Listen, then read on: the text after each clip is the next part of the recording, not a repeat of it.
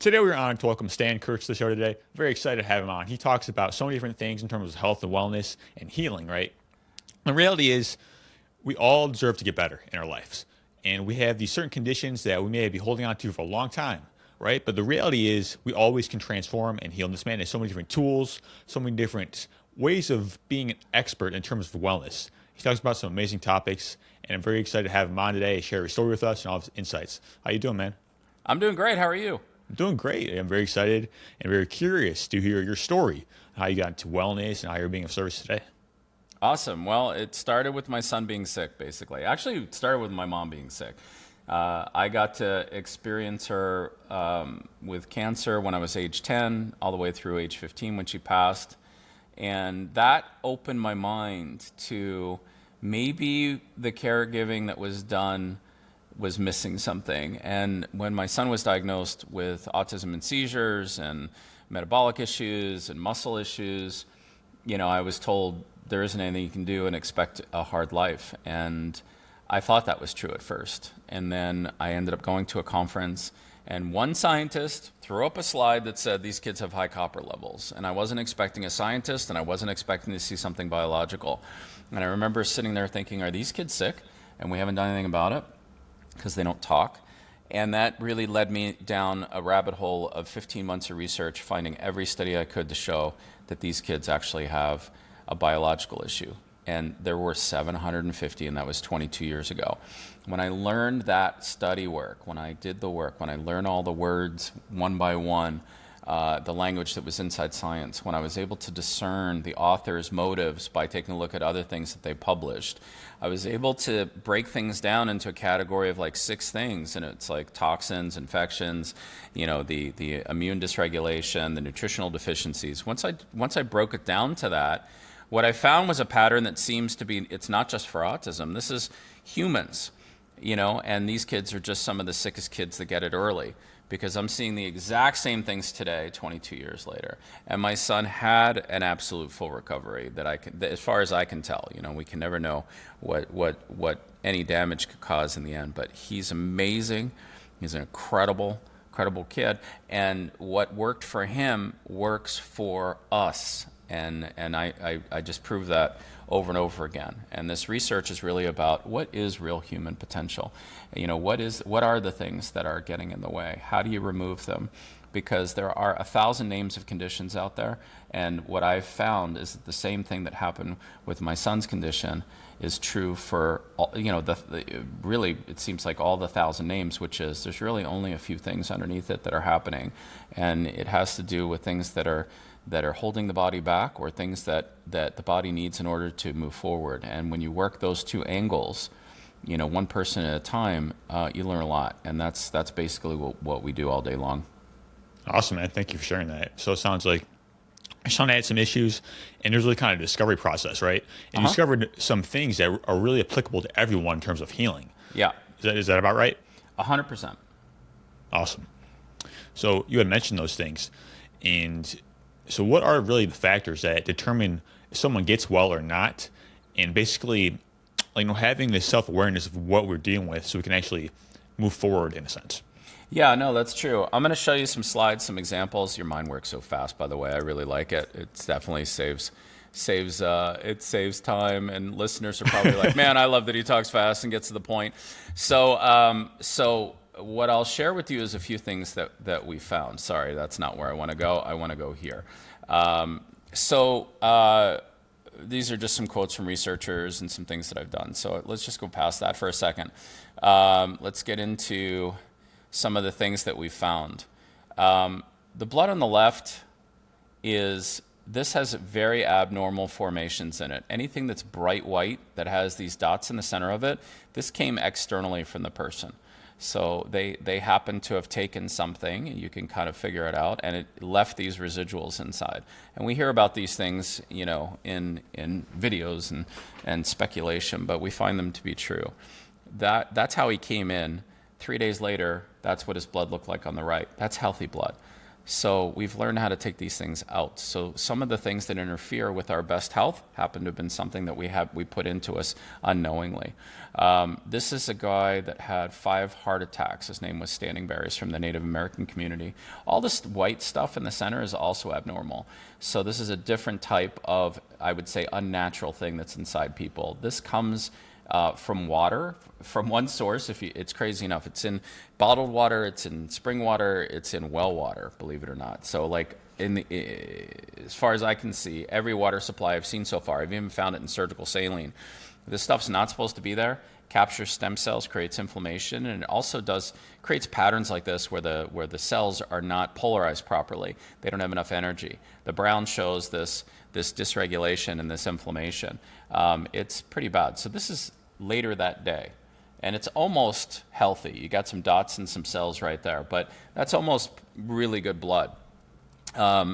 This is an example. This is one of my first inventions back in, I think it's 2008 is when we put in the patent application for that. This is basically it's a type of nasal spray that gives metabolites to the brain to reactivate the front of the brain. So the symptom set that this guy had was ADHD, according to what he said. He had fatigue, anxiety, and stomach pain. This is looking at a brain scan of low frequency activity, in other words, slow waves. Green means it's normal compared to the database of controls. Yellow is double, red is triple. Basically, the front of his brain is not really active. It works in like smatterings is the best way I could describe it. And this is like a summary. So the summary is low, but it's not like it's low all the time. It works and then it stops and works and stops and works and stops. That creates a chronic anxiety. That creates what I would say is fight or flight inside the body, and that can create immune dysregulation and things like that. And I think that's what was involved with the stomach pain. We see this pattern a lot, but this pattern I see in a lot of humans today, where their frontal lobes shut down. They're really good at fight or flight. They're great at fighting. They're great at defending, but they're not great at creating.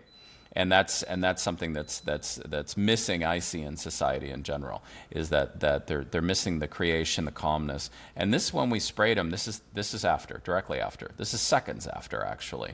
And that's a nasal spray of metabolites for the brain, essentially.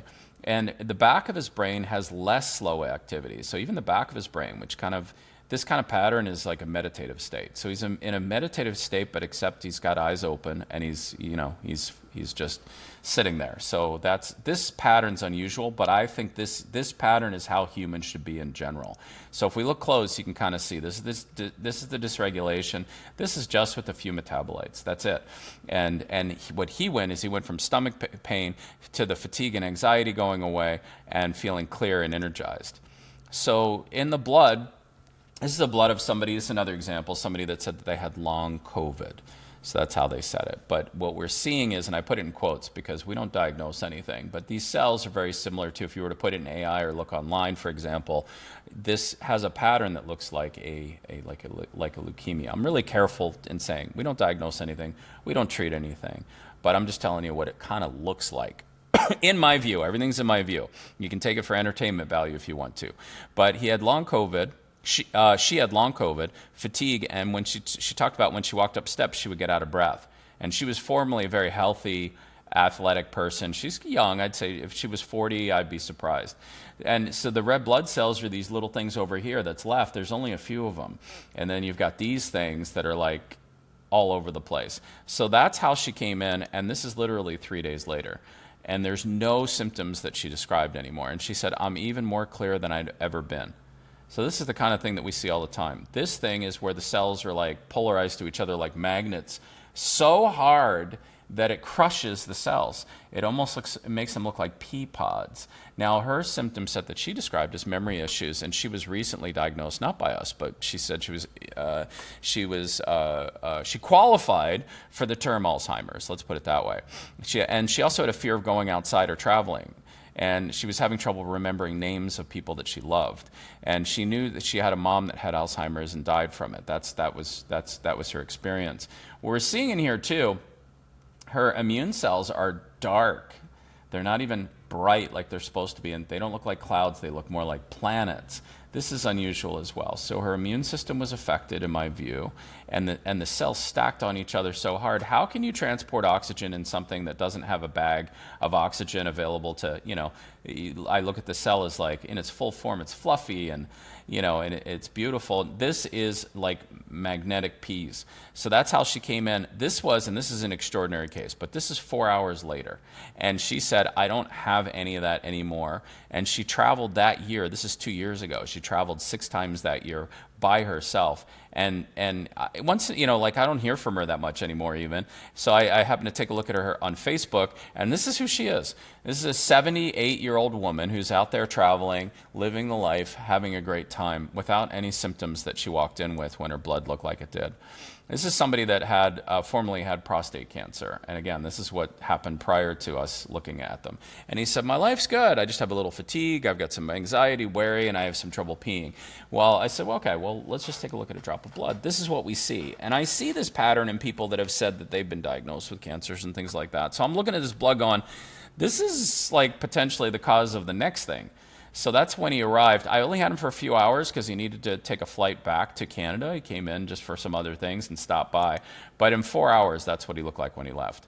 And he said, I've got texts that show I'm peeing normally. I didn't realize how good I could feel. My anxiety is less, clarity, energy, just from doing a few things in the blood.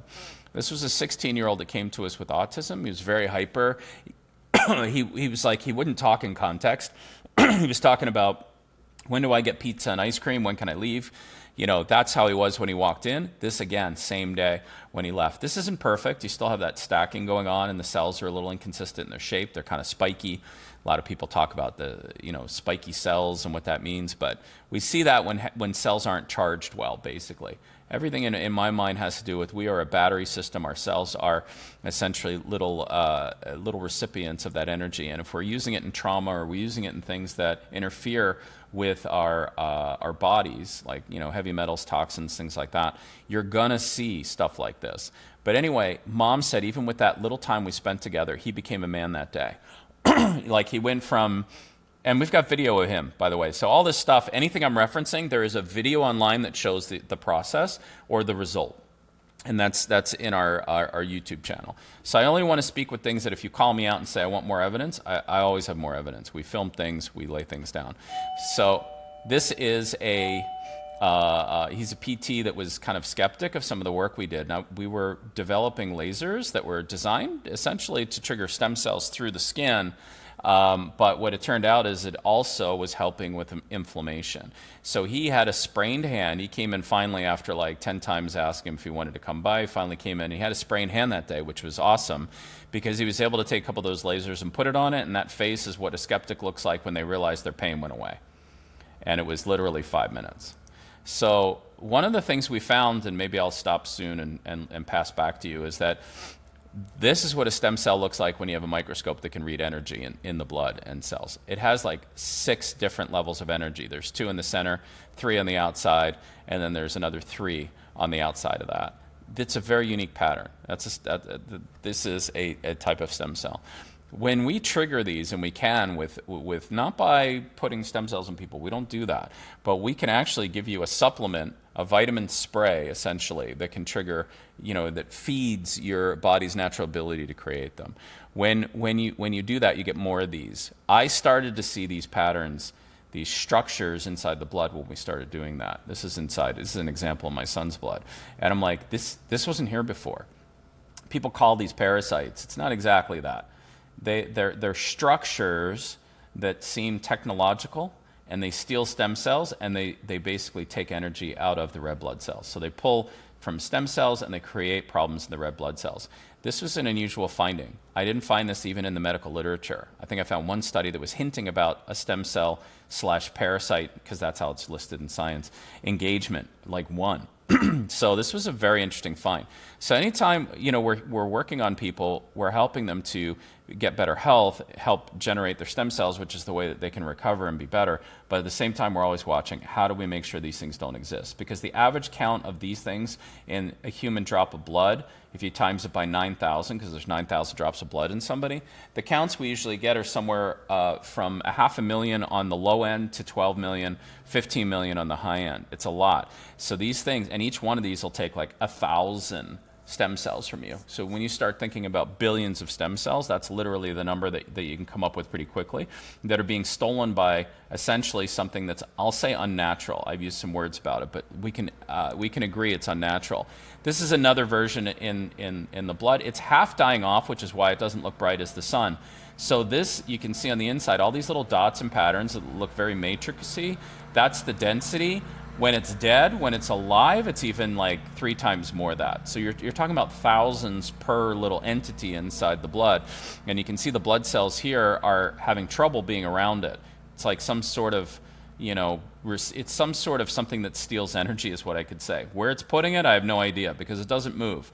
What it's doing with it, we're not sure. It's a real big question mark. But when you remove these from people, that you lessen the anxiety, you increase the frontal lobe activity, and you become more real human. Like the term superhuman I've used in the past, but it's really about becoming true human when you take these things out. This is the same thing I found in water. They look they're similar structures.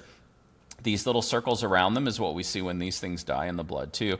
They create these other things. We also see stuff like this in even things like ibuprofen seems to have these things in them. Like, it's crazy that this stuff is in water. It's in typical things that are put in the body, and they're not natural.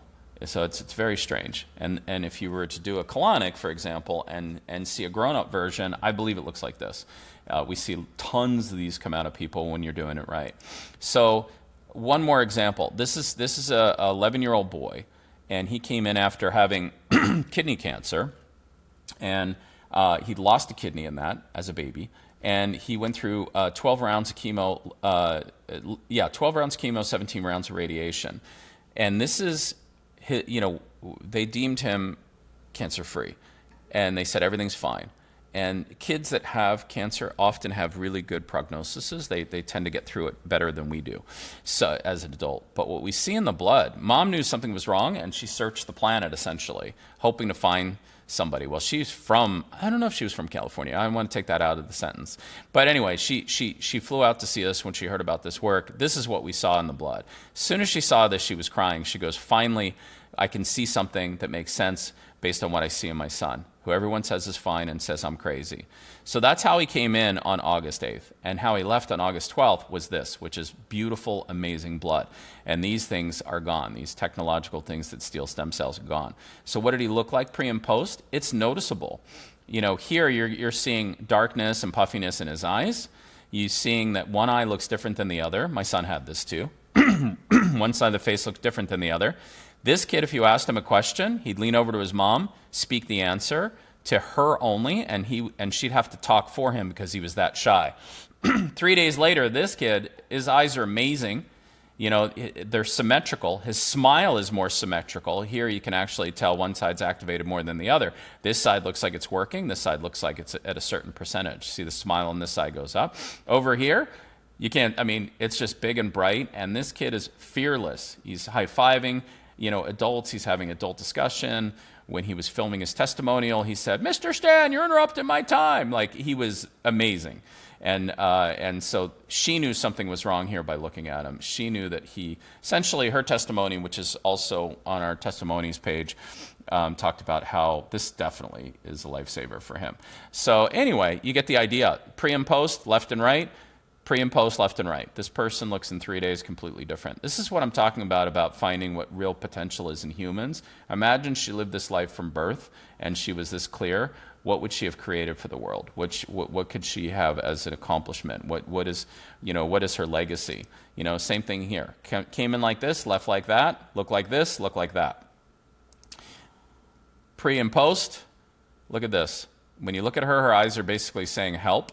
If you're like an intuitive person reader, you can kind of like look into that and go, this one is covered and not happy. This one, totally different. And since this day, she lost 29 pounds. We're not here for weight loss. We're just here to help tune people up. Her metabolism, her mind took her from this to 29 pounds lighter. This was only 3 days later.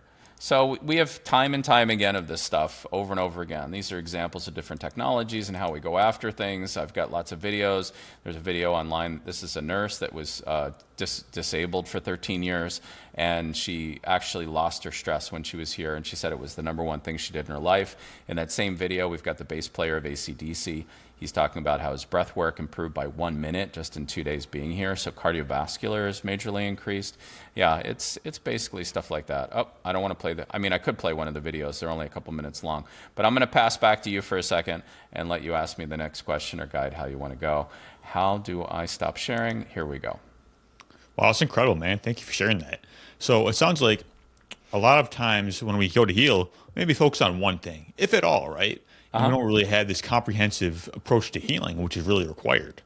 Yeah, I think it's required. And also, we're kind of walking around, even if you're in the biohacking space and you're going down like a hallway or whatever, and you're just buying this or buying that. We're testing by just throwing things in us. We can't tell.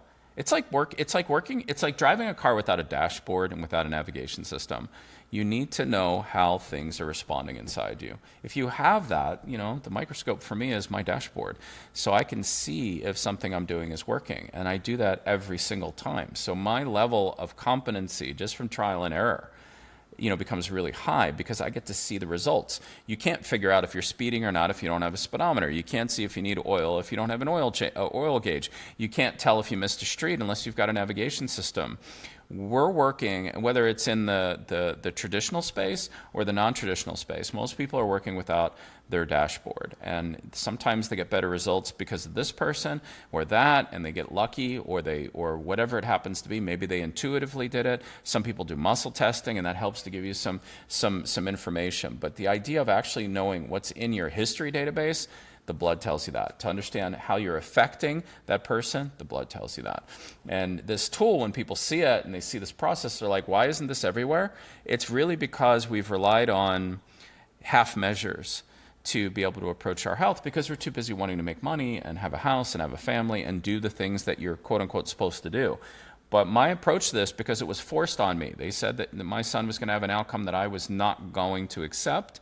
And because of love and passion and arrogance in a way, like just saying, well, maybe I could do something better, that led me down a path of learning how to learn, discern, and act, and measure, and repeat. And that process, when applied over and over again, can help anyone, meaning that you can learn, the process of just learning how to discern and going into, it's like this. I want to share one more thing with you, because what I did is I basically said, okay, I think a certain way. And I know that thinking is a bit unique. But how can I replicate that? So, oh my God, here's one. This is just a random one. But this is a pre and post that just happened. This guy just left yesterday. It happened to have been on my screen. So let me see if I can take this off. I don't know if we can. Let me see if it'll allow me to compare. This is how he came in with a lot of trauma. And this is how he left. And he said, I'm soft, I'm open, I'm looking forward to life. He's like, I've never felt this not stressed. I always run a 9 in stress for as long as I can remember. That's what his blood looked like. That's what a 9 of stress looks like all the time. This is how he left. And he had the same life issues, but his capacity is totally different. Life gets much easier. I'm going to refresh the screen. It's going to take me a few minutes to refresh the screen. So I'm going to pass back for the next question. But what I want to do is I want to share with you, in this, my thinking laid on top of AI. How to look at science, how to discern away from something that is just going to take away, a 10% of a symptom or 50% of a symptom. I look at root causes, and I want to know what affects the root cause. That is not an approach that's really average. And doing that simply gets incredible results. And the technology that I have, I've taught AI to think like I do. And it can go through database searches, pull studies, pull data, look at root causes, look at natural approaches, and it does it incredibly quick. Somebody mentioned to me in my last interview kidney stones, right? Well, I can't say I've got a lot of experience in that. So I would want to go to the AI and say, hey, give me a landscape of what this thing looks like. And basically, in general, what I've found for all conditions, like there's 1,000 names, but there's only 6 or 7 things that are the root cause of everything. Actually, in my view, everything. I'm saying it dramatically a bit. Maybe it's not everything, but it seems to be just about everything. So what I'm going to do is I'm going to share with you, I didn't look at this yet, but if we look at kidney stones, what I'm looking for is what commonalities are to just about everything. Sorry about the screen. We're going to move to the right place. Okay, the app is starting. I'm going to have to sort of log into this. But anyway, okay, here we go. Good. It takes a little bit. And takes a little bit to get there. But I want to show you, and you can pick a condition if you want. Like if there's something affecting you in your life, we can do the same thing. And and I do this as a basis of helping people just have some baseline of how to think. So it's like they come in and they say, well, I have eczema. Okay, let's look at eczema and see what the root causes are. Typically toxins and infections and other things. So and then it'll say, well, here's some approaches you can have. There are light therapies you can use. You should look at vitamin D levels. You should take a look at fungal levels in the body. Those are all sort of root cause or secondary things, and we see that stuff, food issues where you're feeding complex carbs and starches. All that stuff can come up with some simple research if you understand how to think and how to look. I'm waiting for it to come up, by the way, so I'm just basically talking while you can ask a question if you want. It'll probably take another 30 seconds before oh, here it is. All right, so let's say we do kidney stones, unless you've got something else you want to find out about. Kidney stones is a lot different than eczema, you'd say. But in my view, mostly all things are relatively the same if you're looking at it from a root cause perspective. If you look at a name, you've got a story. If we typed in autism, it's lifelong. We don't know what it is. But if you typed in autism now, you'd find there's like 5 or 6 things in science. The same way I found it back then, the AI will find it today. The average traditionally trained person doesn't know how to do this. In fact, when I used to look at research and hand it to traditional doctors, I realized they're not trained to look at studies. They're not trained in discernment. So, kidney stones are hard deposits. It gives you an outline of what it is. Now, what are some things that cause it? Well, diets high in protein, sodium, and sugar, sure. Obesity, yeah. I kind of overlook some of those things. Hypothyroidism, renal tubercular acidosis, Crohn's disease. Well, these things have their own causes as well. So it's worth looking at. Crohn's disease often leads to things like fungal infections, certain medications, UTIs. So that's an infection. That's interesting. When you start to take a look at that. Then you've got fungal infections. This shows up almost all the time. Then you have parasitic infections. That shows up almost all the time. Then you have heavy metal toxicity. Then you have pesticide exposure. Then you have mold. This set shows up in almost every search I do for any condition, give or take some things like genetics, and a lot of that stuff I ask it to filter out. Anything I can affect, I want to learn about. Anything I can't affect, I'm not interested in. I don't want that to confuse me. Then I have it look at online communities in case somebody wants to go into that. It tells you where it pulled the information from as a general. So there's 8 major studies, 5 that are five studies specific to food. It took a look at Amazonian databases and found some Amazonian remedy and a mom's remedy. So in this case, water intake, fine. Lemon juice, that's interesting. And there's the study that talks about potassium citrate, prevents increase in urine calcium excretion. So this is actually good for prevention, I would think. And if I looked at the study, I might have some sort of idea. So there's potassium citrate again. And then it kind of goes down to things that the body's either missing or could use, and it's linked to that specific condition in science. So that's one way to take a look at. These are all sort of natural approaches that you can literally buy from Amazon. Cranberry extract, apple cider vinegar, and this is for urine pH, and that's a study from 2021 in a journal called Renal Nutrition.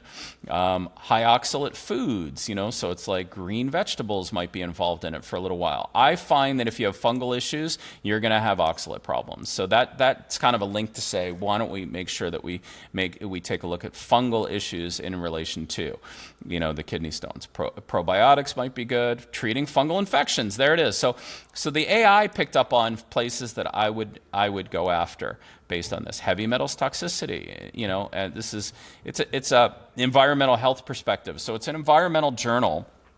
And I weigh that and I go, okay, well, those folks that are looking at environmental issues are looking here, but it's worth looking at. It may not be the cause, but it's something that's involved. And I find when you have infections, you generally have heavy metal toxicity issues. So that's just one example of taking a condition which I knew very little about, and it starts to give me a profile. And from that profile, I start to think about what do we have in natural ways and other ways that can affect the root causes. And from that, I'm interested in approaching that and seeing what happens as an outcome. We're not here to cure anything. We are not here to diagnose anything. We are here to just look at how to improve people. Yeah, that's incredible, man. So what are some of the things that you did in order to get those results with those people? Oh, well, I mean, it's a lot. Everything is based on a blood drop, and we adapt from there. And a lot of it is, what are the interference we see in the blood? How do we take it out? And the, things that we use are things that have been technology that were, confiscated in the 1800s, to things that we invented, yesterday in the form of lasers or other things. I've got anything that's good for, heavy metal toxicity that's safe and effective. I'm kind of looking around. I've got, energy machines, frequency machines. I've got ways to take care of some of the worst infections. Sorry if you can hear the background noise. Hopefully you can't. But it really depends on the person. It's individualized, and the tools we use are from all over the world and all over time. So I love to look at old science that doesn't seem to be around anymore. The 1950s, the 1970s, they had a lot of remedies in the natural space before sort of the primary medicine came along and deemed everything bad except for, primary medicine. So I go back to the 50s and 70s. I've got a researcher specifically that essentially collects that data constantly, and they have a warehouse larger than this that has all the books that, seem to have, fallen off the planet, either intentionally or not. And so I've got a lot of resources that I use, a lot of research that I do. And really what I'm doing, like, what is this research? What do you mean by research? I am searching for what a real human looks like. What is our real human potential? And that's whether it's in the present, whether it's things that are outside of this dimension, which is the quantum angle of it, whether it's beyond our understanding of physics, or whether it's out of our understanding of health. I'm looking for the edges of our possibility to find ways to affect people so that they can become the best selves they can be. Yeah, it's great, man. It's all about personalized medicine, right? Yeah, except it's not medicine. There's no medicine here. It's a personalized approach. There's no drugs here. There's no doctoring being done here. There's no diagnosis being done here, and there's no curing being done here, because we don't care about the diagnoses. We don't care about the names. We just care about helping people be the best they can be. So it's personalized, but I wouldn't say medicine. Medicine has its own intentions, has its own, pros and cons. This is personalized thinking, personalized logic, personalized troubleshooting to the best extent that we can for the human in front of us. Yeah, 100%. Once we get there, they can really unlock our full potential, right? And kind of like operate out of this personal power and live the life that we want to, in a sense, because now we have the energy to make things happen. Absolutely. I completely agree. So you also talk about like how we're potentially being poisoned, right? You want to talk about it a little bit and what it actually means, like in the environment? Yeah, I mean, in the environment, if you look at organophosphate, organochlorine pesticides, the stuff that you'd find on a golf course, or the things you find in a farm, these are made to create seizures and bugs, and so that they don't grow on our plants, or they don't mess up our grass. This stuff has the capacity, our brain neurons are not that much different than bugs. This stuff is very toxic, and we don't realize how bad it is. So that's one place that is a major one. Another one is some of the structures that I showed you. They're in water. So somehow they got into the water. Whether it's intentional or not, it's debatable. But it's in every water that I've ever tested. That's a big deal. That's a big poisoning that's happening just by you waking up and grabbing a cup of coffee. The coffee beans actually have those things in them too. So coffee is potentially a big mess for a multitude of reasons. The fungus and the mold, the infections you see in ticks, a lot of this stuff seems unnatural to me. But either way, they're getting in people, and it's not easy for it to leave. So that's what I'm talking about in regards to poisons. That's some examples. That makes sense. So it sounds like the conditions are really stacked against us. So we kind of live in a world where it's more easy to be sick than it is to be healthy. And that's unfortunate, because we're really designed for health. Our biology is designed to be healthy. And, there's so many conditions stacked against us that makes it hard. I completely agree. And the real truth is what I've come to understand is that we've never seen a pure human being before. That they're often poisoned in some way, or let's say restricted. Poison can mean that we're being interfered with, and it happens right from day one. And we haven't seen pure humans. We'd have to go to like the Amish community and the Christian Science community and places where they live very holistic lives and don't use pesticides. That they pick off the bugs from their crops every day. That's the closest place we're going to find real humans, if you ask me. And those communities are getting smaller and smaller. And so what I like to do is spend time in recovering humans from their awareness that has been small enough for them to poison themselves without knowing it. And then to help get that stuff out and teach them how to avoid that going forward. Yeah, absolutely. How can we start to become aware of these things in our own lives? Like, because I'm sure we're all dealing with certain things. Like, what can we kind of look forward to kind of see in the environment what we're dealing with personally? Well, going about how you feel. If you feel tired, if you feel stress, like if I, one of the ways that I check to see where somebody's at is, let's say, what's your energy level from 1 to 10? What's your stress from 1 to 10? If you're not in, if you're not an 8, consistently, or if you have a stress level that is consistent, even if it's a 2 or a 3, you're affected. Because humans are not supposed to feel stress, in a chronic way. It's just supposed to be something that saves their life. So if those things are interfered with, if you feel like you can't focus, if you feel like you can't remember like you could or did at one point or another, if you had a good day and then you have a not so good day, that's usually signs that something's going on. So understanding that there's a problem, standing up for yourself and saying, I can be better, I want to do something about it, what do I do? That is like half the battle, because many people say, well, I'm older, or I had an accident and therefore I'm supposed to feel like this. And it's like, no, you deserve to be your best. And you deserve to find that. And sometimes people try once or twice and they give up, and some people are endlessly trying because they're desperate. And I see a lot of desperate people, and that's fine, but I really think that all of us are not operating at our best. And when I learned what I can actually do with my brain when it's regulated, it feels like a superpower. It is amazing. And knowing that that's available is a first step. Wanting to get it is another step. Realizing what you have and that there are solutions out there and that you can actually find them, potentially, is another step. How to educate yourself. I mean, if you go to stansrecoveries.com, you're going to see, 200 different, testimonials and examples of this, and you can kind of see people like you and what they went through. That's very helpful. stanslinks.com has a lot of free resources that can help you get educated as well. And it also, if it's something where you're like, you know what, I'm ready to drop what I'm doing and go and get myself cleaned up because I know my life's going to be better, you can do that. So those to me are good places to go and get started. Yeah, I mean, you deserve to be your best for sure, and it sounds like it's a process. Like it doesn't just happen; it's like a process of becoming. Is that right? It is, yeah. I mean, for us, we try to do everything in a 3-day stint.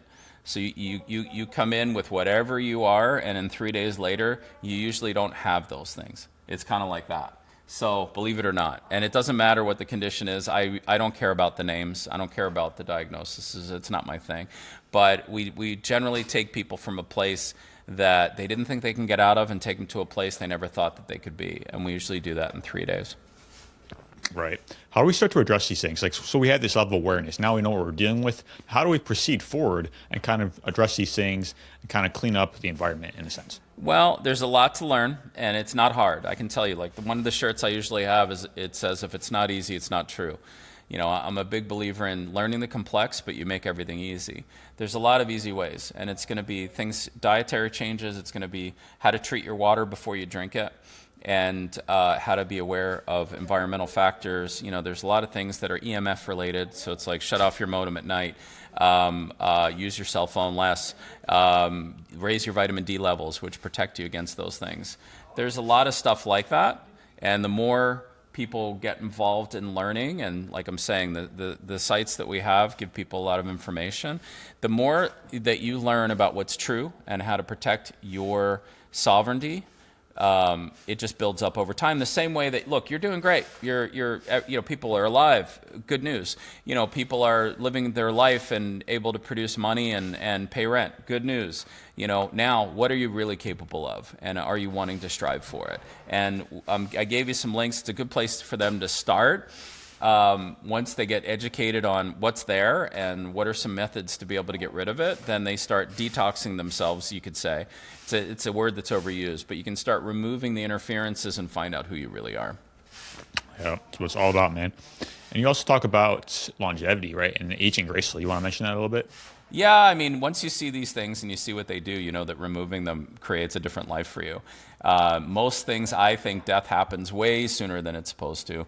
When you're living a clean life, clean blood, you know, if you're not targeted, don't get me wrong, tomorrow somebody can get targeted by things. It happens. Barring that, barring an attack that's really designed to take you to your knees, because I want to throw that in there, because I have friends that have had that happen to them, unfortunately. But barring a very targeted, efficient attack, you know, it's like shut off your Wi-Fi at night, stay off your phone as much as possible, get away from Bluetooth, raise your vitamin C levels, you know, your vitamin D levels, for example. Those types of things will prevent, in my view, like if you look at the flu season, why does flu happen? This is very interesting. Flu, I'm going to put it in quotes. Why do people get sick when it's cold? You know, because sickness is usually improved with cold. That's why surgical suites are cold. That's why you have what's called a refrigerator. Why is it that if you can slow down infections with cold, why is cold the flu season or the cold season? That's fascinating. What happens during those seasons? People stay inside. They've got less light. The atmosphere is affected by how the sun's rays shine. Vitamin D levels, they track with the same frequency and effect as flu season. You know, just getting a frequency range of like 311 to 313 will raise your vitamin D levels. There are devices that do that. You know, taking liposomal vitamin D with K2, which is something that we actually make, that's helpful. Excuse me. It's funny that I'm sneezing while I'm talking about this. But I sprayed myself earlier with something like we're talking about, so it has a slight itch to it. I apologize. But there's lots to do, basically. There's lots you can do, but it really starts with number one today is the awareness, and we're pointing people to some places where they can start educating themselves. And we can even send you some. You could literally try some on one of your show and notice how you feel and how you feel 10 minutes later. It's dramatic. And then you start to realize, the first time I started doing this to me, I was like, I can't believe how good I feel. I can't believe how my vision changed. I can't believe how my stomach doesn't hurt anymore. Like, I was shocked, and I was like, you got to be kidding me. It's like, I feel like, wow, I've been scammed, you know, and I knew that there was something more and didn't know how to access it. Once you start getting into that space, you don't ever want to stop, in my view, because the sky's the limit. And, you know, producing things like income or value for people really shifts. You get out of fight or flight, and you get into a place of where you live in your purpose, and in your purpose, you create so much, and you're able to help people. And I invite people into that space. I got to jump soon, my friend. I got a next thing to do. So how would you summarize? How would you like to sum up everything? Man, so really what it comes down to, it sounds like, is you're reaching your full potential, right, by mastering these fundamentals, right, and living up with purpose, as you mentioned at the end there. And that's what it's all about, like having this full life to kind of proceed with. I agree, and I happen to have a really deep love of people, and this exploration to me is just so much fun.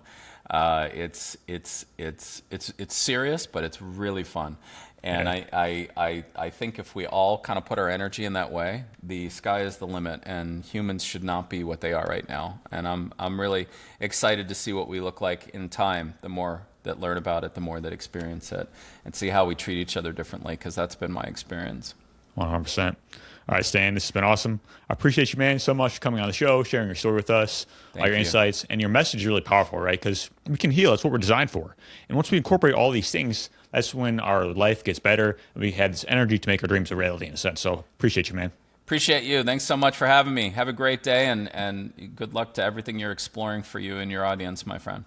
Yeah, so if people want to get connected with you, Stan's recoveries to watch some stuff, and Stan's links to learn about how to contact us, and also a bunch of free resources to help people all over the place, because I really do care about the 7 billion brothers and sisters out there that are not at their best, and not all of them can fly to California and see me, but whatever I can do to help facilitate people being their best is where I like to invest my karma. And so there's a lot of stuff there that's for free and can help people start getting started today. Thanks, man. Take care, brother.